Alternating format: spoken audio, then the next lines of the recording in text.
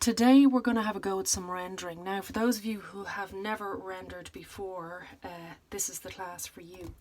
Now, I would recommend using a mixture of markers and pencils, professional markers that is, when you're rendering something for an interior project. So a couple of things to start out with. Now, I always put some sort of a pad of paper underneath what I'm rendering, and this is for a number of reasons. The first reason is that it will absorb a lot of the markers that will go through the actual page. And the second thing is that sometimes if you're using a pencil over an image, it'll pick up every lump and bump on the table, so you're better off having, something underneath your piece of paper. Now, what I would recommend you do is you just start off making marks with the marker, just to get a sense of the kind of marks that it makes. Like say for example, if I leave it there, it'll bleed into the page, so you don't want to do that. And maybe you will have a look at the nib on the other end. There are two nibs, a thin one and a thick one. The benefit of the thick one is that you can cover large areas very quickly. Another good thing about the markers is that they give you a great intensity of colour, and you can also build on that. Like say for example, when you put one layer down, and then if you go over it, the second layer will be darker, and you can keep doing this until you get the darkest of blues or the darkest of whatever colour that you're using. So that's the real benefit, one of the real benefits of markers, that you can get a lot of different shades, I suppose, if you like, with one marker. Now, another tip is, what you might do is line out the area that you want to render. Create a line the whole way around this area. So I'm going to colour the back wall blue.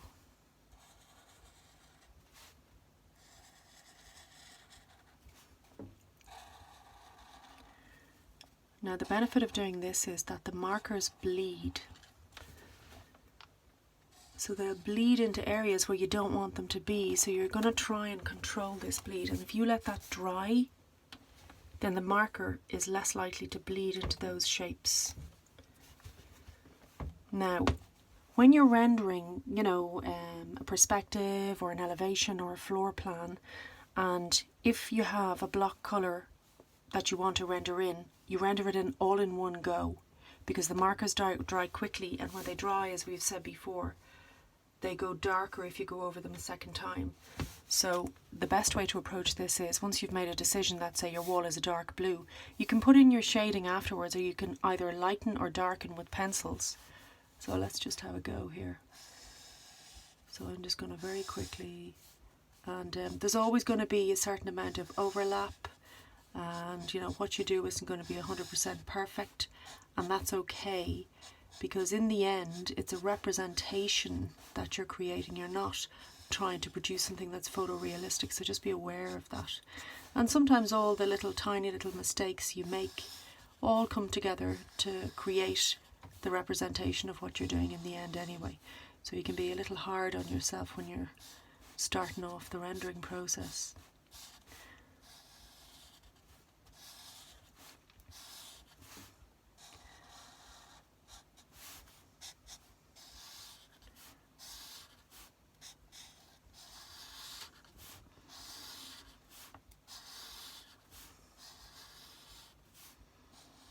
Okay, so that's that done there.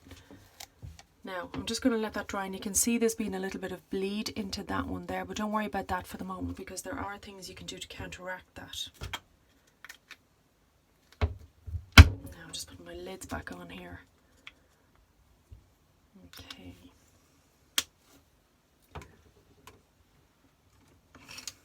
So let's have a look at some of our pencils. Now, when you're using your pencil, as you can imagine, similar in ways to the marker, you can put down a very light mark, or you can build that and make it darker and stronger, depending on what you want to achieve. Okay. I would recommend that you always keep your pencils sharp, always work with a sharp pencil. Now let's have a look and see. That looks like it's nearly dry. Okay. So the next thing I want to do is I want to show you maybe how to get a sense of direction into your drawings or renderings. Now that's a little, maybe that's a little dark, is it? I don't know, I'll go with that anyway. So I'm going to turn this around. Often I turn my page around rather than moving around myself. So what I'm trying to achieve here is something that looks like a wooden floor.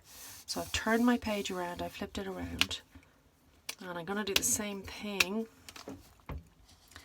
I'm just going to give that a little bit of an outline here, just to see if I can counteract the bleed of that.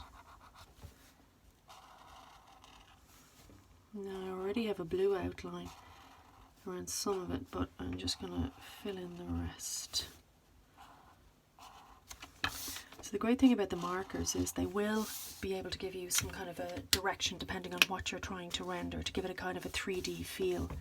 So what I'm going to do is I'm going to start over here, and I'm going to quickly just imagine that this is the likes of a floor, even a wooden floor, and very simply you can achieve that by just pulling the markers out in the direction that you'd imagine your wooden floor to be going in. Okay, I'm going to turn that the right way around. Okay, so now you can see in a very simple way, by just sweeping the marker in the direction of the floor, it gives you a dimensionality. It gives you kind of a 3D effect.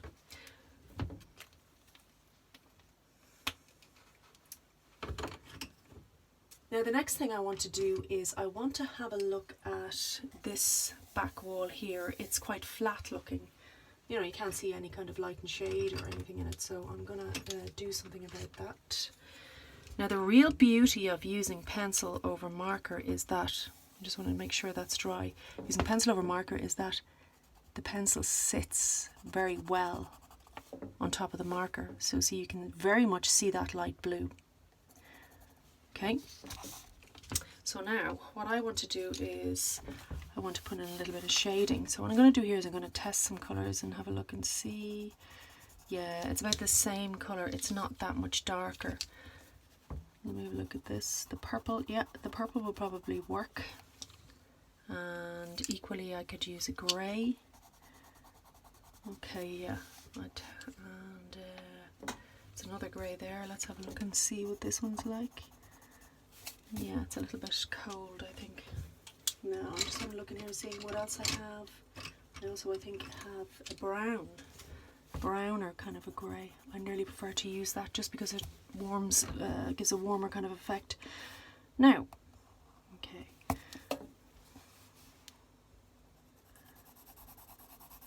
So with the pencil, I'm just going to create that shaded effect the way in a lot of rooms, towards the bottom perhaps, where there's less window or less light, it will be a little bit darker.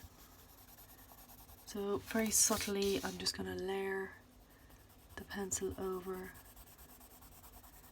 maybe in different directions, just to give it a bit of a finish. You can see how versatile using pencil over marker is. It's almost like the page is now blue in this area, that I haven't done anything with it, it's just now a dark blue because the ink seeps into the paper from the marker. So the pencil sits beautifully on top of it. Okay, so we have that there. I might just put a little bit of blue over that just to see what that might be like. Yeah, and that works okay too.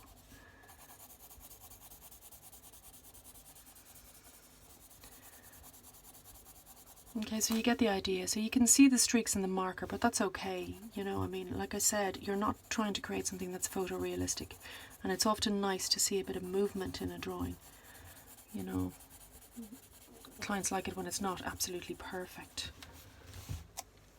Okay, so you get the idea. Now you can see the darker shade down here. Now, what I want to do now is just apply a lighter colour blue and just see what happens. Okay, yeah, that's a little bit lighter. You know, sometimes when you put the blue on, you mightn't have the exact right shade of marker. You can alter it with your pencils, and indeed, you can alter it by going over it with another colour marker. So first of all, we'll maybe put in the lighter area here.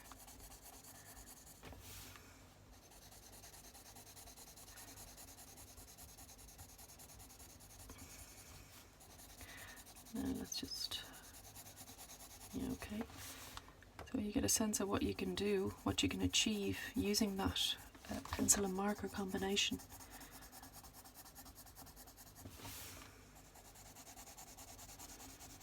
It's quite enjoyable too once you get into it.